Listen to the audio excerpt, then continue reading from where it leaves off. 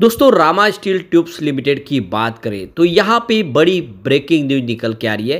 Rama steel tubes limited को उनके share transfer agent ने सर्टिफिकेट प्रोवाइड कर दिया है, क्योंकि क्वार्टर टू को लेकर जो भी लोगों के शेयर थे फिजिकल रूप से उसको डीमेट में कन्वर्ट करना था, इसको लेकर यहाँ पे ये सारी संभावना तलाशी गई है।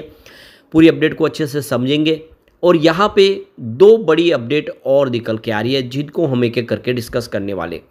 रामा स्टील ट्यूब्स लिमिटेड जो स्टील कंपनी है बहुत पुरानी, लेकिन अब कंपनी डिफेंस सेक्टर और रिन्यूएबल एनर्जी सेक्टर में भी एंट्री कर चुकी है। ऐसे में क्या ये स्टॉक आने वाले समय एक बड़ा मल्टीबैगर बन सकता है? क्योंकि सबसे जो बड़ी बात है कि कंपनी का ट्रैक रिकॉर्ड देख लो कि बोनस देने का बार बार 2023-24 में 2 बार बोनस दिया, इससे पहले 2016 में बोनस दिया था और अब प्राइस काफ़ी नीचे है और बिजनेस काफ़ी शानदार है। कंपनी लगातार अपने डेट को भी कम कर रही है और साथ में बिजनेस को बढ़ा रही है। क्या करना चाहिए हमें इस समय? लेकिन फ्रेंड्स उससे पहले अगर आप पहली बार हमारे चैनल पे आए तो चैनल को सब्सक्राइब कर दीजिए, एक बेल आइकॉन दबा दीजिए ताकि जब भी नया वीडियो बने पहला नोटिफिकेशन आपको मिले। वीडियो पसंद आए तो लाइक से जरूर कीजिए। चलो फ्रेंड्स वीडियो स्टार्ट करते हैं। मैं हूँ आपका दोस्त एस बी दवे और हमारे अपने चैनल ऑनलाइन कमाई में आपका बहुत बहुत स्वागत है। तो सबसे पहले कारोबार की बात कर ले। आज तो स्टॉक की शुरुआत पॉजिटिव हुई 14.58 पर, क्लोजिंग कल 14.31 के आसपास थी। इंट्राडे में 14.28 का लो बना। इसका मतलब ये हुआ कि दिन में इसमें कुछ गिरावट हुई, लेकिन खरीदारी भी काफ़ी अच्छी देखने को मिली, इस वजह से 14.70 का हाई बना। वैसे स्टॉक सीमित दायरे में ही आज ट्रेड किया है। अब क्लोजिंग 14.34 के आसपास है, जहाँ पे 0.21% की तेज़ी देखने को मिली। कल काफ़ी शानदार तेज़ी बनी थी। अब आप ये देख ही सकते हो कि स्टॉक 10:30 के आसपास था सितंबर महीने में, वो स्टॉक 17.5 तक पहुंच गया था। 8-10 ट्रेडिंग सेशन में बहुत अच्छी तेज़ी बनी क्योंकि कंपनी ने डिफेंस सेक्टर में एंट्री की थी। अब उसके बाद में प्रॉफिट बुकिंग हावी हो गई, तो काफ़ी समय से स्टॉक 14-15 के आसपास ट्रेड कर रहा था। आप देख सकते हो कि 23 सितंबर को स्टॉक जो 14.89 के आसपास था, वही स्टॉक आपको 4 अक्टूबर तक दिखाई देगा। दिन का जो हाई है वो 14.74 का था। इसका मतलब ये कि स्टॉक लगभग एक ही दायरे में ट्रेड कर रहा था। कुछ अप डाउन थी जरूर थोड़ी बहुत, लेकिन 7 अक्टूबर को जब बाजार में ज़बरदस्त गिरावट हुई, नतीजा ये हो कि स्टॉक ये भी गिर गया और आ गया 13.72 पर, यानी इसने 14 के स्तर को तोड़ दिया। और अब लग सकता है कि यहाँ से गिरावट होगी, लेकिन ऐसा हुआ नहीं। 8 अक्टूबर को इसने फिर एक ज़बरदस्त बाउंस बैक दिया। स्टॉक फाइनली फिर से उसी रेंज में आ गया, यानी 14.31 की रेंज में। और आप देखोगे इंट्राडे आज का 14.70, तो ये तो क्लियरली समझ सकते हैं कि 14 का एक मजबूत सपोर्ट इसको मिला हुआ है और तेज़ी बनेगी तो 17 को पार कर जाएगा और ख़रीदारी के लिए अच्छा है, क्योंकि 10.5 का जो प्राइस है वो काफ़ी समय तक रहा था। इसमें इसकी परफॉर्मेंस अगर आप देखें तो पिछले 5 सालों में इसने 1855% का ज़बरदस्त रिटर्न दिया है। पिछले 3 साल की बात करें तो 305% का बम्पर रिटर्न दिया स्टॉक ने, और 1 ईयर के हिसाब से देखें तो जो 20% इसका पॉजिटिव रिटर्न है। पिछले 3 महीनों में इसने शानदार रिटर्न दिया, करीब 35% का पॉजिटिव रिटर्न दिया।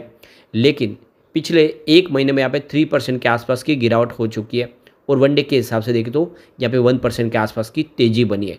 ओवरऑल देखें तो इसका प्रदर्शन अच्छा है, ये बड़ा मल्टीबैगर साबित हुआ है।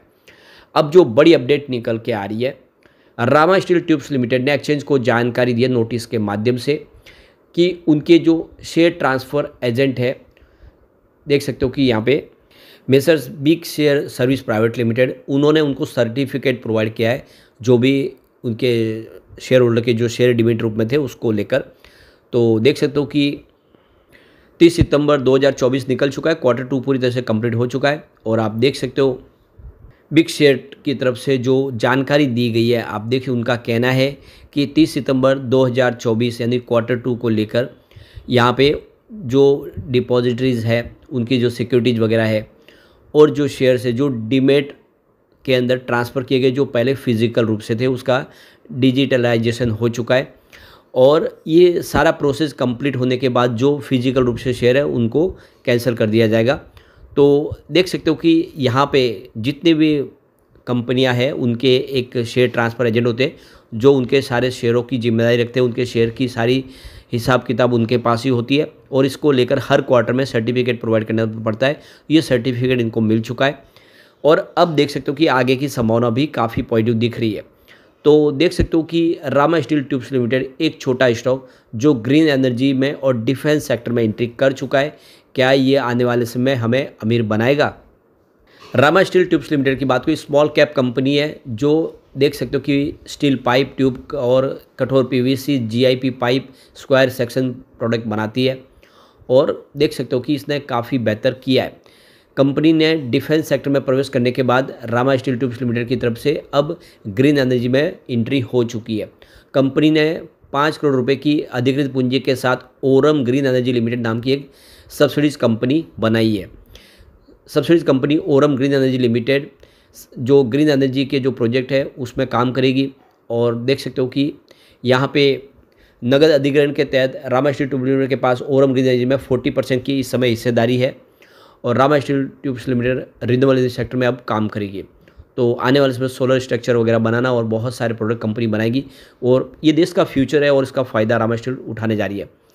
इसके अलावा पिछले महीने देखो रामा स्टील ट्यूब्स लिमिटेड ने आप देखो एक अपनी पूर्ण स्वामित्व वाली एक सहायक कंपनी बनाई है, रामा डिफेंस प्राइवेट लिमिटेड। 31 अगस्त 2024 को इसकी स्थापना की गई है और देख लो कि 2 सितंबर 2024 को कॉरपोरेट मामलों के मंत्रालय भारत सरकार की तरफ से इनको सर्टिफिकेट प्रोवाइड कर दिया गया है, यानी मंजूरी मिल चुकी है। कंपनी अब डिफेंस सेक्टर में, रक्षा क्षेत्र में कंपनी कुछ नए इक्विपमेंट प्रोडक्ट बनाएगी। तो काफ़ी बेहतर प्रदर्शन करता है ये स्टॉक और अब जो बिजनेस है वो आने वाले समय इसको बहुत ऊंचाइयों पे लेके जा सकती है। एक जो बड़ी अपडेट निकल के आ रही है, सेल के चेयरमैन की तरफ से सरकार से ये डिमांड की गई है कि जो इंडिया के अंदर स्टील इंपोर्ट किया जाए उसके ऊपर टैरिफ हाई किया जाए, ड्यूटी बढ़ाई जाए ताकि जो इंपोर्ट है उसको कम किया जा सके।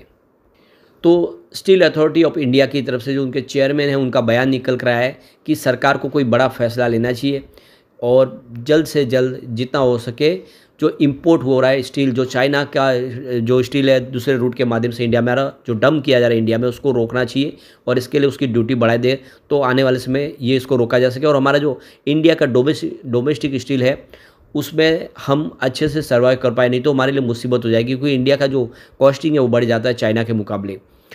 अब एक जो बड़ी अपडेट और निकल के आ रही है, इंडिया बहुत जल्द ग्रीन स्टील की तरफ आगे बढ़ता हुआ दिखाई देगा क्योंकि पोल्यूशन को कम करना है। ऐसे में सीमेंट इंडस्ट्रीज और स्टील इंडस्ट्रीज को ग्रीन स्टील के माध्यम से उसका सारा का सारा कामकाज को आगे बढ़ाना होगा, तभी इस पोल्यूशन को कम किया जा सकता है। स्टील इंडस्ट्री से बहुत सारा पोल्यूशन होता है।